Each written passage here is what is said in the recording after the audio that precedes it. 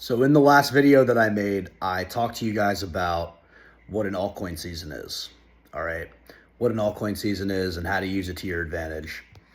And in this video, what we're going to talk about is the different altcoins that I like and that I prefer. I want to simplify the altcoin market. There's 40,000 different altcoins. And what I want to do is I want to simplify the entire market, and I want to give you guys a blueprint, and I want to give you guys some of the altcoins that I like personally and the ones that I think should do well this coming bull market if we get an altcoin season in that bull market. Okay. So we're going to talk about this. We're going to talk about a good way to think about this, a good way to organize your crypto portfolio, and a good way to organize altcoins mentally, but also physically in your portfolio as well. Okay. So we're going to get into that. But before I do, I want to let you guys know that nothing in this video is financial advice. I'm not your financial advisor. I'm not your financial counselor. What you decide to do with your money is up to you, and you need to take responsibility for your buys and your sells. Okay. So before we get started, I want to let you guys know that if you guys have not watched a video that I made yesterday or the day before that, I don't remember. I'm going to leave a link in the description, and you can see right here, and you can watch that video. I highly recommend you guys watch that video before you watch this video. So yeah, okay. So that's important. All right. So let's start with the foundation of an altcoin portfolio. Okay. So altcoins, again, for those of you guys who don't know, altcoins are coins besides Bitcoin that are in the crypto market. They have different use cases. They have different purposes. Believe it or not, guys, a lot of altcoins do not have the same purpose as Bitcoin. A lot of people don't know that. Not all coins and tokens are built or made for the same reason. Some of them are, some of them aren't. Okay. So let's get into let's get into the different types of altcoins. Okay. So the first thing I have on here is blue chips. Okay. I made a list for you guys, so I'm going to read this list and I'm going to make it easy. Okay. So the first one is the blue chips. All right. The blue chips are, now what are the blue chips and what are blue chips? Blue chips are coins or tokens that have proven themselves that are going to be here for a long time. Okay. These are coins that you can buy and forget. These are coins that, have proven themselves in the crypto market and are not going away. All right. So at this point in the crypto market, since crypto is very new, there's very few blue chips. There's not that many of them because there haven't been that many coins or tokens that have proven themselves and stood the test of time. All right. So as of right now, the blue chips are Bitcoin, Ethereum, Solana. Okay. Solana's knocking on the door. Solana's knocking on the door to being a blue chip. It's still not yet a blue chip. I think that Ethereum's been around since 2014. All right. The majority of the value that's locked in the altcoin market is on Ethereum. Okay. A lot of people don't want to accept this, but it's true. If you guys go to DeFi Llama, you guys go to Total Value Locked, you guys look at the entire market, the amount of locked money, it's like 90% Ethereum. All right. So Ethereum is the backbone of DeFi. Ethereum is the backbone of the altcoin market. The reason why a lot of the altcoins have not performed to the level that people were expecting is because a lot of these tokens are liquidity bonded with Ethereum. And once Ethereum goes up in price, then the Ethereum gets sold in the liquidity pool, auto sold if it's a constant product market maker, and it ends up selling into the altcoin, and the altcoin gets a pump when Ethereum pumps. Okay, so believe it or not, you guys, Ethereum is the foundation for the altcoins. All right, so that's that. All right, next we have Solana. Okay, so Solana is knocking on the door of being a blue chip. All right, the reason why I include Solana here, and even though it's only in its second cycle right now, is that a lot of people, a lot of big parties really like Solana. A lot of Wall Street people a lot of venture capitalists from California, like Solana, which is where the tech innovation is. It's essentially the tech capital of the world. Okay, and last bull market, Solana really got hurt with Sam Bankman-Fried. Okay, Sam Bankman-Fried was he got put in jail. Okay, and that was essentially his home. So everybody, for those of you guys who were paying attention in 2022, when FTX collapsed and Bitcoin was at $15,000, $20,000, Ethereum was $800, Solana was at $7, you guys. Okay, everybody thought that Solana was dead, and it wasn't coming back. If you bought Solana sub $10, close to $10, $15, shout out to you, because there were a lot of people who Solana was essentially dead and it came back from the dead. So my thesis is that if it didn't die then, I don't think it's going to die at all. Okay, the technology for Solana is not the greatest technology, but with that being said, technology isn't always what wins. All right, technology isn't always what wins. All right, so Solana has been chosen. I don't think, if it didn't die last bull market, it's probably not going to die at all. Okay, so Solana is knocking on the door right now of being a blue chip. It has a lot of market cap. A lot of altcoins are actually profitable on Solana. So it's establishing itself as something that most likely is not going to be going away. Okay, and I also included Ripple. Okay, I don't like Ripple personally. I'm not gonna pretend like I do. Okay, but at the same time, I have to be honest and fair, and I have to say that Ripple has been around for a very long time.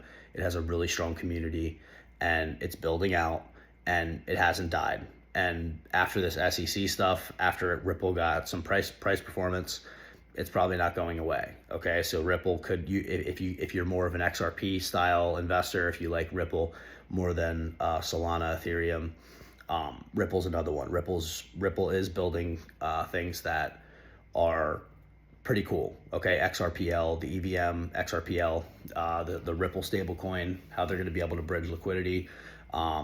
They are doing some real things now, and it's pretty cool to see. Okay, so those are the blue chip altcoins. You know, you got Ethereum, you got Solana, you got Ripple. All the other actions that we do is to get the blue chips. Okay, the blue chips are things that we know are not going away anytime soon. Okay, so that's number one, is the blue chips. The number two is the solid L1s. Okay, solid layer one networks. Okay, now for those of you guys who don't know, Ethereum, Solana, the XRPL, all of these blockchains, you guys, are smart contract networks. Okay, they're all networks that are essentially building the tech infrastructure for the next operating systems, okay, of the world. Okay, so you know, let's say BlackRock, big banks, major institutions start to create financial products through tokenization. They would be building it on these networks. Okay, so these operating systems will be what these institutions put their products on. Okay, so the networks are the entire thing. It's like the land, and then the people who build the land, build the stuff on the land, they own the applications, which you can see them as land. Okay, so these networks, so you want to get a few good networks that you like. Okay, a few solid L1s. You don't want to get 100 different layer ones. You want to be diversified, but you don't want to be overly allocated into too many coins. Okay, so I recommend you guys pick 1, 2 to 3 coins, L1 coins that you guys like, 1, 2, 3 networks that you guys like, and then you stick to those and you just pay attention to those. Okay, it's a lot easier to if you're gonna have a few eggs, you know, you just watch them carefully. It's better to watch a few eggs carefully than to watch 100 loosely and not pay attention to anything. All right, so pick a few that you like, and the truth is, guys, that you can make money in any of these networks. Any of these networks, there's opportunities if you guys are paying attention. Okay, it doesn't matter necessarily what network you're in. All right, so the solid L1s. This is Avalanche. Avalanche is pretty good, very good blockchain. A lot of subnets. I know some founders on Avalanche, very good community, and they are building, and they're kind of a combination between Wall Street and GameFi a little bit. A lot of gaming projects are on Avalanche, and also there's Wall Street adoption for Avalanche as well. Okay, you guys know I like Sui. Sui's building out its ecosystem. It's a heavy VC chain. You know, these applications are very new, but this token should fly very high, and it's essentially baby Solana. I've made that analogy a few times. Okay, Sonic. You know, Sonic, I've talked about Sonic. If you guys want to learn more about Sonic, look at some of my short form content. I'm probably going to make a presentation about Sonic and the ecosystem and why I think it's an undervalued chain. All right, Pulse Chain. If you guys like Pulse Chain, if you guys like Richard Hart, you guys can get some of that. There's a lot of L1s out there, you guys. Okay, but the important thing is to stick to a few, depending on how much capital you have. Stick to a few and pay attention to those networks. Okay, so that's another thing. A few solid L1s. Now, within those L1s, there are ecosystem tokens within that L1. So every single network has essentially a starter pack. All right, starter pack. So what is a starter pack? Well, every single network usually has a decentralized exchange. So that means that it's, you know, tokens that you can trade back and forth with each other. Okay, every single blockchain usually has a solid DEX. It has a lending borrowing protocol. It has yield farming places where you can earn yield. It has liquid staking. It has a stable coin, and it has maybe a top meme coin. All right, that's the ecosystem. Okay, so within each of the blockchains that you own, depending on how much capital you're working with, it really just depends on your positioning and your risk tolerance and all that stuff. But if you guys want to go deeper into crypto, you know, anywhere from 20 to 40% of your L1 position can be allocated into the ecosystem plays, with the intention of this is to get more of the L1. So the same way that we use L1s to get more of the blue chips, we use the ecosystem tokens to get more of the L1. Okay, it funnels down. Okay, so for Ethereum, the main decentralized exchange is Uniswap. Okay, the main borrowing lending platform on Ethereum is Aave. There's plenty of places to yield farm on Ethereum. There's Pendle, there's Balancer, there's a lot of different places where you can you know, yield farm. Hey guys, the video cut out, but we're gonna continue on. All right, so yeah, so every, you know, yield farming, there's Balancer on Ethereum, there's a few other things, there's Pendle, there's plenty of other, you know, Beefy, there's a lot of other things on Ethereum that you guys can use to yield farm. Meme coins, Pepe, you know, there's plenty of them on Base. There's different L2 meme coins, there's Brett on Base, there's a lot of different ones for ETH, okay? Liquid staking is Lido, okay, for Ethereum. Solana, liquid staking, it's Jido. DEX, it's Radium. Perpetuals, it's Jupiter. There's also leverage trading on most of these. There are plenty of yield farming places on Solana. There's the meme coins, which would be Dog with Hat. There's Bert. There's Ponky. There's a lot of Flog. There's a lot of different there's tons of meme coins on Solana. All right, a lot of good meme coins on Solana. But the point is, guys, is that in each layer one, you guys usually want to pick the best one or two of each of these, and you want to grab some of them because that's the ecosystem on the network. Okay, those are the different applications on the layer one blockchain that are most used, and that most likely, if they get inflows, if the blockchain gets solid inflows, then these are the applications that are going to be used, and therefore should outperform the layer one. So if the token is, if you don't believe that the token is going to outperform the layer one, or if your research shows that it does not outpace the layer one and doesn't get you more of the layer one token, there's no point of buying it. All right, you're better off just holding the layer one. So you want to research into the ecosystem, and you want to try to find things that outperform the layer one. Okay, so that's the ecosystem. So like I said, of your layer one position, all right, you want to have anywhere from 20 to 40% into all of the layer one tokens. Okay, so that's number three. So we have the blue chips, we have the layer ones, and then we have the ecosystem tokens within that layer one, which is 20 to 40% of this total position. All right. And then we have AI coins. Okay, there's a lot of bullish things about AI coins coming up in this summer, most likely. Okay, ChatGPT 5 is right around the corner. I'm paying attention to it. At some point, that's going to come out. Not sure when, but OpenAI is going to come out with ChatGPT 5.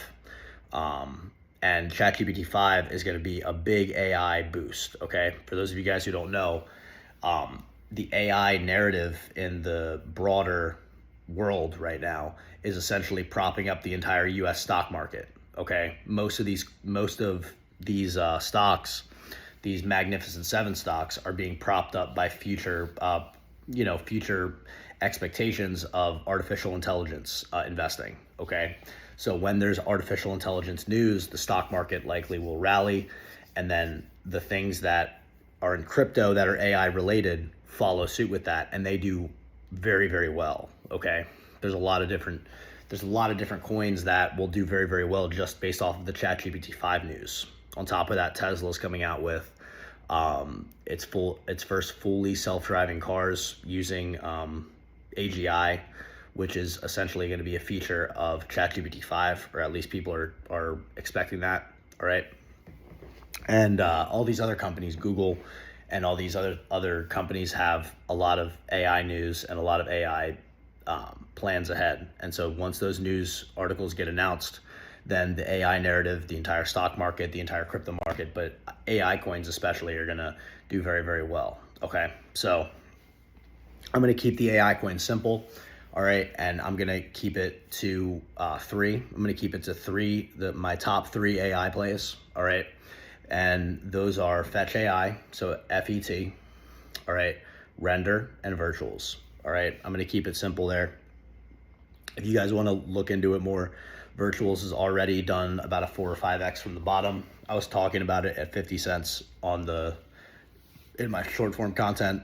All right, but yeah, so Virtuals is still up, but I think it probably will go a good amount higher. All right, it has a lot of narrative with AI agents. Okay, but Fetch AI, FET, Render, RNDR, and Virtuals is my top three AI coins. All right, those are the ones with the most solid fundamentals that I found. Okay, and the next narrative is RWAs. Okay, real world assets / tokenization. Okay, for those of you guys who don't know, Wall Street is getting into crypto, and there's a lot of different things that people are going to be doing in order to be tokenizing real world assets.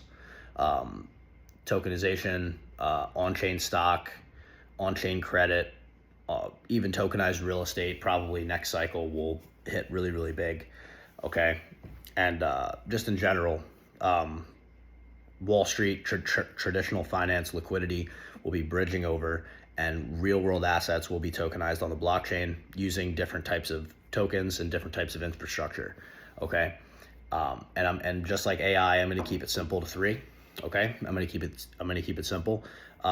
We have Ondo, we have reserve rights, and we have injective. Okay, Ondo is essentially the golden child of the RWAs / tokenization, from what I've seen. Okay, it's established itself. It's going to be really solid this cycle for that. Okay, it looks like World Liberty Financial has it. They actually own it.